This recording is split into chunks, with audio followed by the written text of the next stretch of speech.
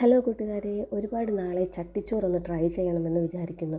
ഞാൻ ഇതൊരു തവണ മാത്രമാണ് കഴിച്ചിട്ടുള്ളത്. പക്ഷേ എനിക്ക് അന്ന് അതത്ര ഇഷ്ടപ്പെട്ടില്ല കേട്ടോ. എന്നാലും കാശ് കൊടുത്ത് മേടിച്ചതാണല്ലോ എന്ന് കരുതി അങ്ങ് കഴിച്ചെന്ന് മാത്രം. അപ്പോൾ ഇന്ന് ഞാൻ വിചാരിച്ചു വീട്ടിലൊന്ന് ട്രൈ ചെയ്യാമെന്ന്. അപ്പോൾ അതാ ചട്ടി എടുത്ത് വെച്ചിട്ടുണ്ട്. നമ്മുടെ വീട്ടിൽ കറി വയ്ക്കുന്ന ചട്ടി തന്നെയാണിത്. അപ്പോൾ അതിലോട്ട് കുറച്ച് ചോറിട്ടു.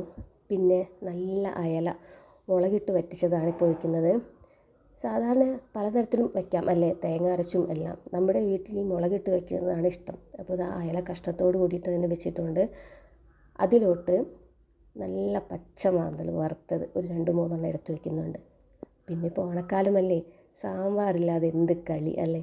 അപ്പോൾ അത് അതിലോട്ട് കുറച്ച് സാമ്പാർ വെച്ചിട്ടുണ്ട്. ബാക്കി കറികളൊന്നും വയ്ക്കാൻ എനിക്ക് അത്ര ഇഷ്ടമല്ലാത്തതുകൊണ്ട് ഞാൻ വയ്ക്കുന്നില്ല. എന്നിരുന്നാലും അത് അതിനോടൊപ്പം തന്നെ ഒരു മേമ്പൊടിക്ക് കുറച്ച് മാങ്ങാച്ചാറിടുന്നുണ്ട്. അതിൻ്റെ കൂടെ പുളിയിഞ്ചി വയ്ക്കുന്നുണ്ട്.